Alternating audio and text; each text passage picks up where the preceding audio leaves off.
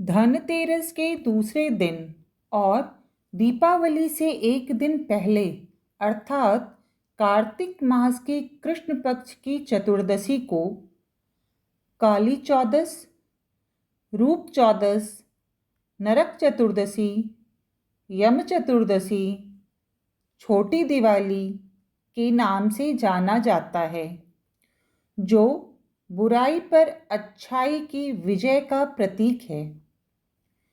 इसे छोटी दिवाली इसलिए कहा जाता है क्योंकि दीपावली से एक दिन पहले रात के समय उसी प्रकार दिए की जगमगाहट से रात के तिमिर को प्रकाश पुंज से दूर भगा दिया जाता है, जैसे दीपावली की रात को। सनातन धर्म में हर एक त्यौहार को मनाने के पीछे कोई न कोई कारण अवश्य होता है। इसी प्रकार नरक चतुर्दशी यानी छोटी दिवाली को मनाने के पीछे भी कुछ कथाएं जुड़ी है। इस रात यम का दीपक जलाया जाता है। यह मृत्यु के देवता यमराज को समर्पित त्यौहार है। मान्यता है कि नरक चतुर्दशी के दिन यम का दीपक जलाने से परिवार में अकाल मृत्यु का भय खत्म हो जाता है और नरक की यातनाओं से मुक्ति मिलती है।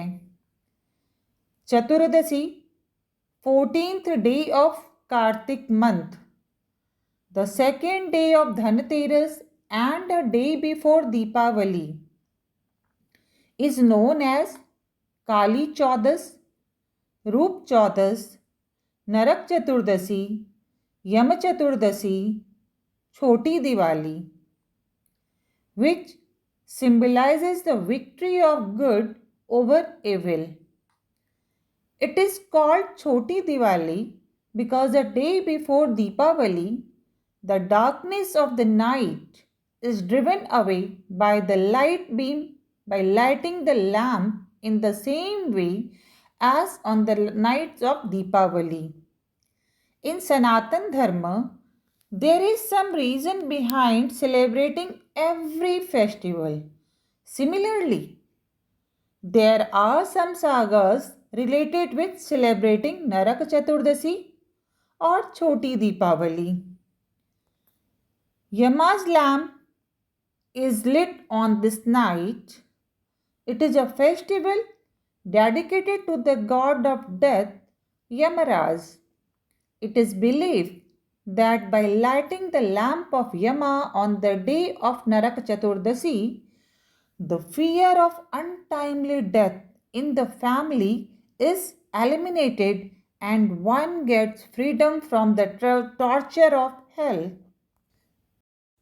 श्रीमद् भागवत पुराण के अनुसार असुर हिरण्याक्ष का अत्याचारी, दुराचारी और दुर्दांत पुत्र नरकासुर प्रयाग ज्योतिषपुर का राजा था, जो वर्तमान समय में असम है। कैमूर पर्वत श्रेणी उसकी उपराजधानी थी, जिसे उसने अपना मायालोक बनाया हुआ था। उसे स्त्री के हाथों मरने का शाप था। इस कारण वह अपने अत्याचारों से स्वर्गलोक और पृथ्वीलोक दोनों में आतंक फैला रखा था। उसकी क्रूरता और अत्याचारों से देवता, ऋषि, संत, मनुष्य सभी बहुत त्रासदी में थे। उसने अपनी शक्तियों का दुरुपयोग कर 16,000 राजकन्याओं को बंदी बना उनसे बलपूर्वक विवाह कर पुत्र प्राप्त करना चाहता था। साथ ही वह सृष्टि की सभी स्त्री को पाने की लालसा रखते हुए देवी लक्ष्मी को भी बंदी बना लिया था।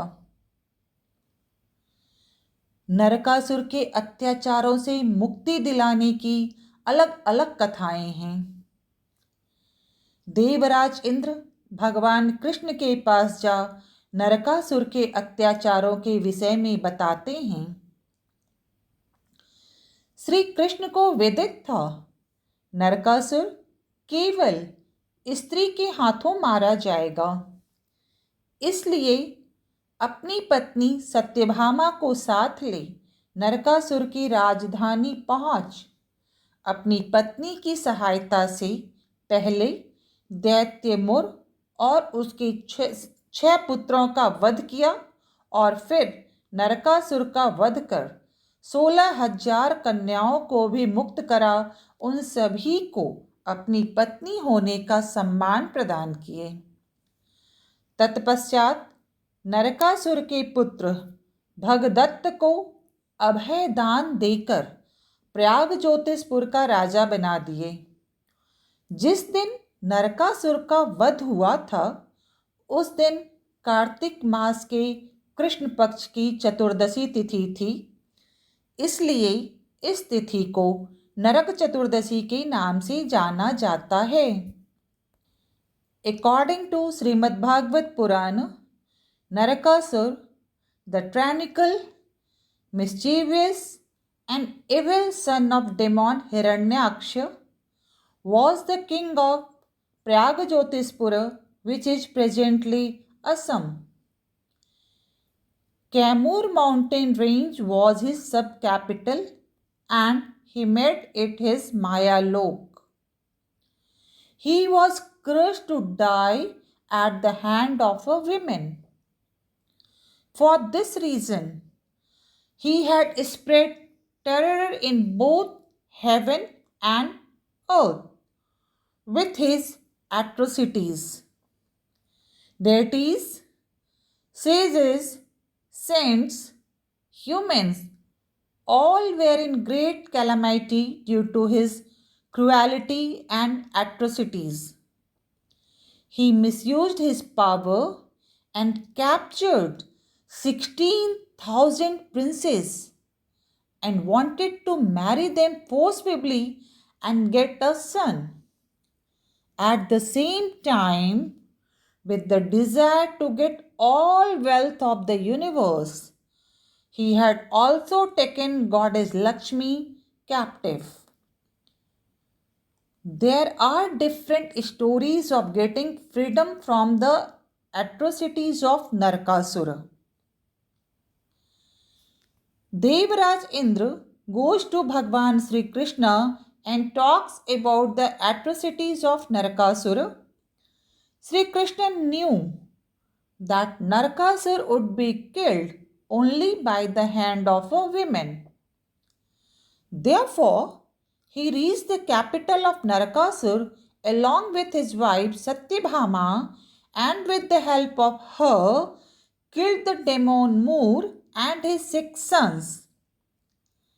And then after killing Narakasur, he freed 16,000 princes and gave them all the honor of being his wives.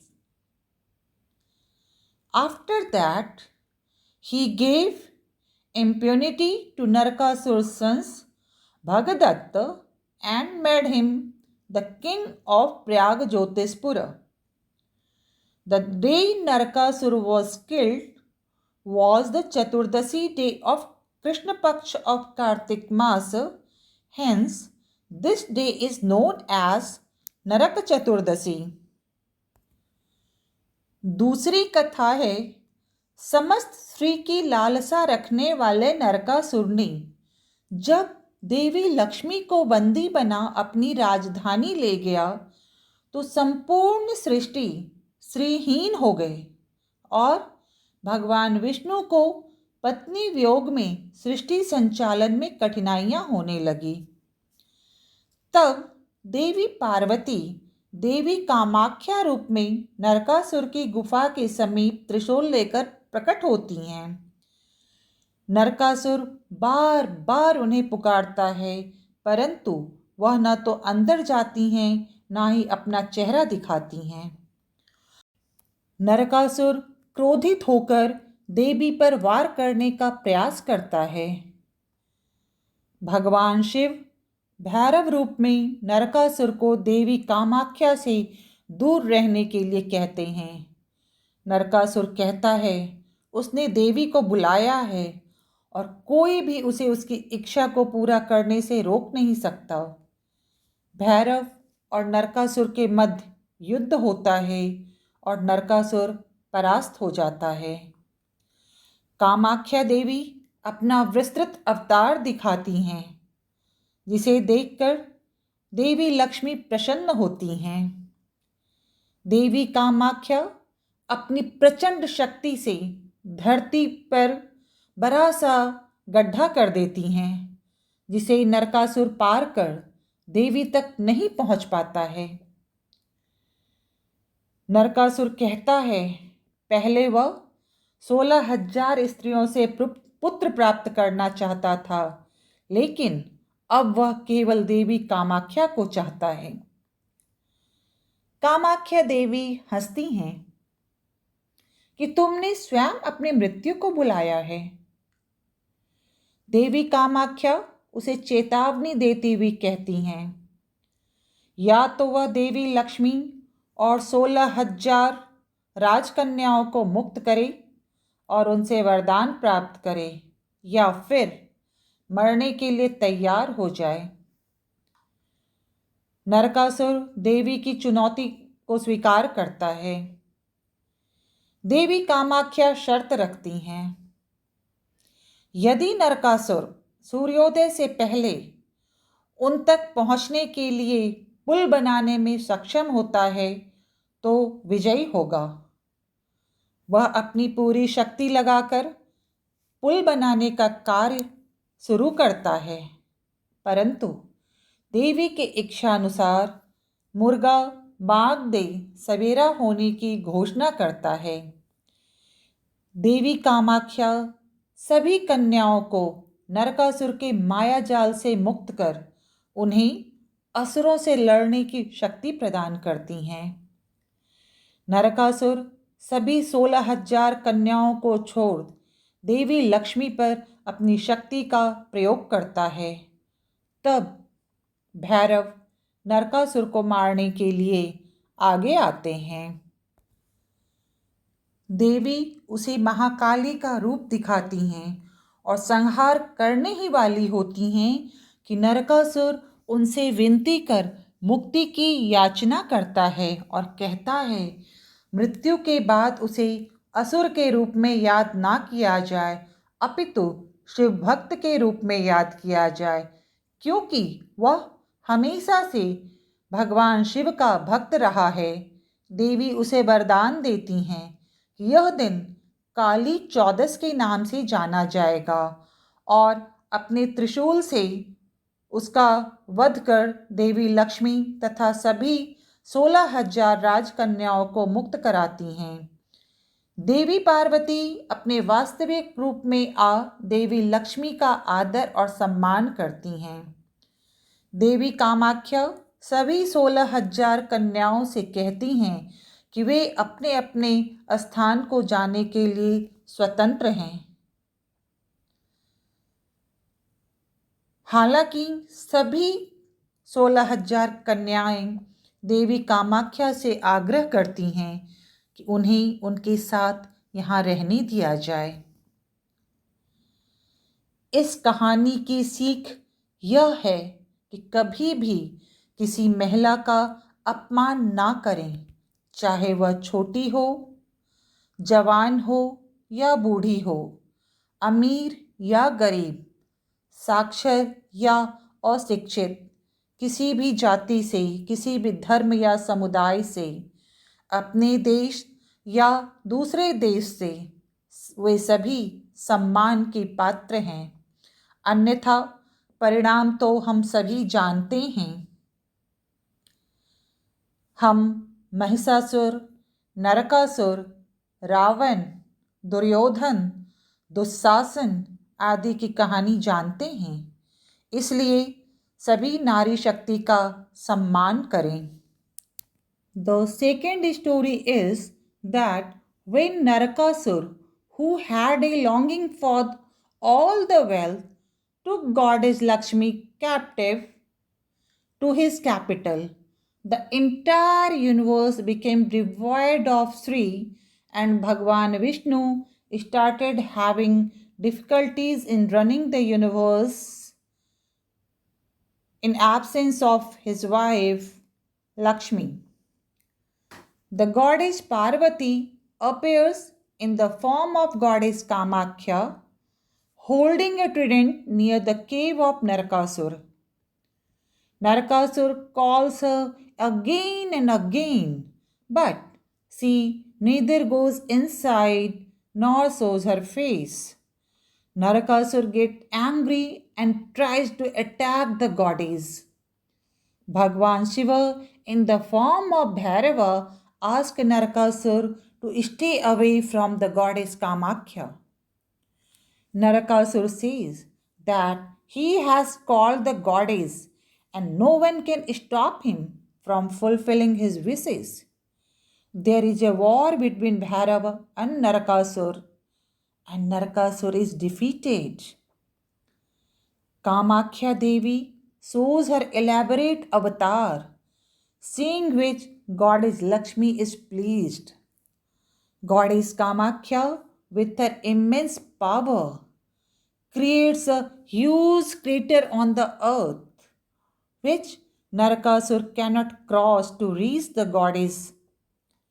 Narakasur says that earlier he wanted to get a son from 16,000 princes, but now he wants only goddess Kamakhya. Kamakhya Devi laughs that you have invited your own death. Goddess Kamakhya warned him and asked to either free goddess Lakshmi and 16,000 princes and get boon from her or get ready to die. Narakasur accepts the challenges of the goddess.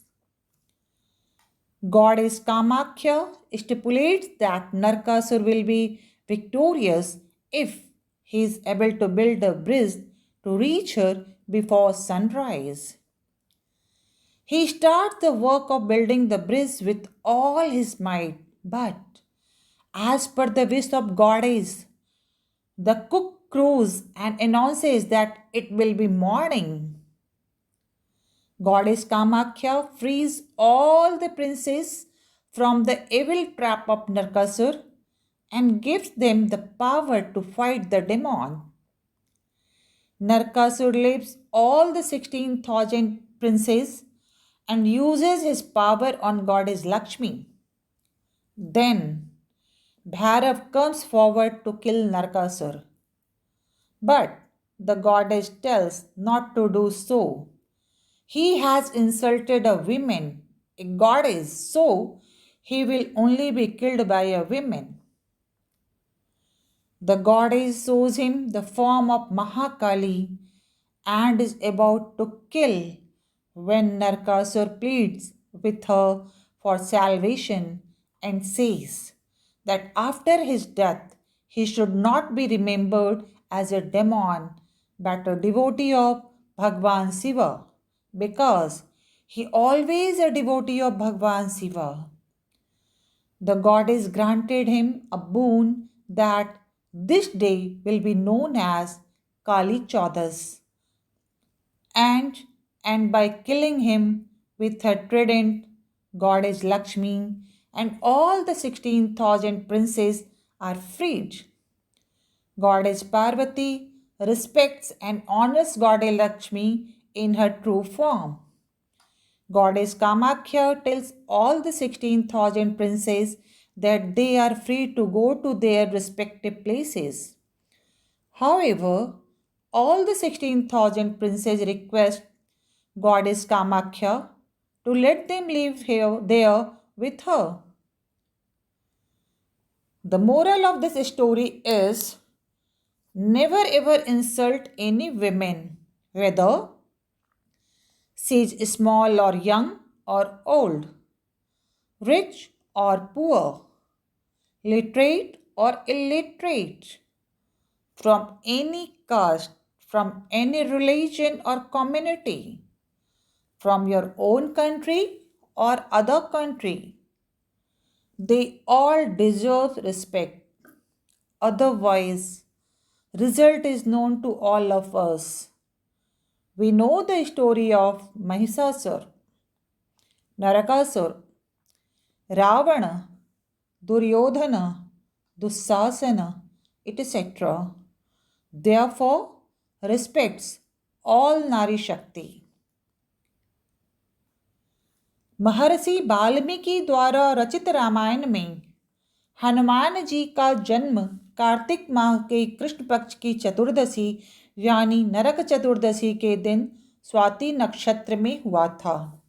इसलिए इस दिन नरक चतुर्दशी पर हनुमान जयंती मनाई जाती है। इस दिन यमराज, भगवान हनुमान, धन के देवता भगवान कुबेर और माँ लक्ष्मी की पूजा का विधान है। आगे दीपावली की कथा है। देवी की कृपा सबों पर बरसती रहे, यही कामना है। In the Ramayana written by Maharshi Valmiki, Hanumanji was born in Swati Nakshatra on the Chaturdashi of Krishna Paksh of Kartik month, that is Naraka Chaturdashi. Hence, Hanuman Jayanti is also celebrated today. On this day, there is a tradition of worshipping Yamaraj, Kuber Dev, Goddess Lakshmi, and Hanumanji. Next is saga of Deepavali. I wish that the blessing of Goddess continue to shower on everyone.